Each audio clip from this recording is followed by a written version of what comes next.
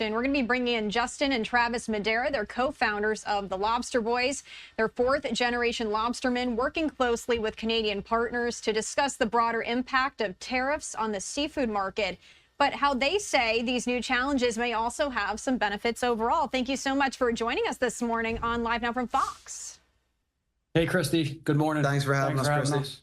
Yeah, of course. Well, can we start with this? When people are going to start going to the supermarket to buy some seafood, some lobster, let's say, what can they expect in terms of prices? What are you guys anticipating here? Well, with the current situation, we don't see any effect on the tariffs right now. Our Canadian side of the company doesn't have any tariffs on the USMCA products. So right now, there's not going to be any effect.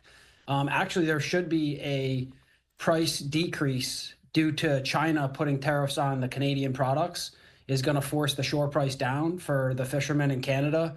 And we should see actually a temporary decrease in price until we start to understand what the administration is going to do with Canadian products long term. Do you see, though, any challenges that this does now present for you with these tariffs? So it's going to present some challenges for the Canadian fishermen, really because our supply is about to go up in May, and it's going to be affecting only the Canadian fishermen when the price gets passed down from an oversupply issue. As far as the tariffs, with it being excluded from the USMCA products, it shouldn't have an effect on any consumers getting elevated pricing for the lobster. Right. And you guys are looking at this from the angle here of you're seeing this as a way to build a more self-sufficient industry and economy. However, we are hearing, though, that seafood prices could go up, right? So can you just expand a little bit more on why you think this is going to be beneficial? I know you touched on it just a little bit, but from your perspective, can you share a little bit more for us?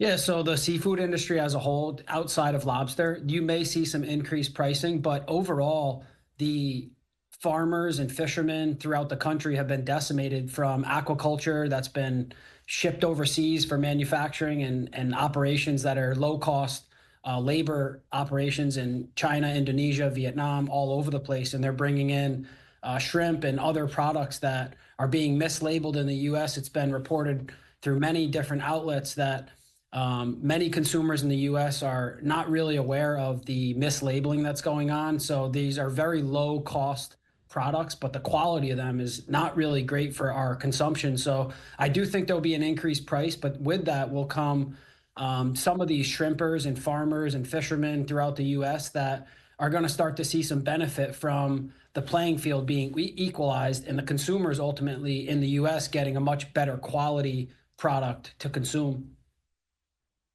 Can you talk a little bit about how these cross-border fishing partners are also navigating these rising tariffs? I know we've been talking about Canada. You touched on that a little bit.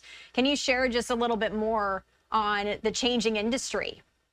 So if you look at the Trump administration agenda and how they're going about it with, a lot of the middlemen and corruption and the part of how DOGE has come in to clean up this, so to say, U.S. government that's been from the Biden administration.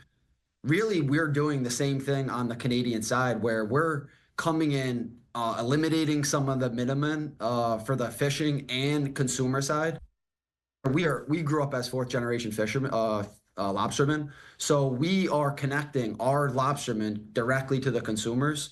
So we have that type of business model where you're cleaning up an industry on a small scale with lobster, and it's compared to almost like the U.S. government where DOGE has come in and saying, we're finding all this fraud, we're finding all this middleman, and we really are passionate about cleaning up this industry for the future. Is there any more you'd like to share on the topic, given your history and experience in this industry that maybe we at home aren't aware about?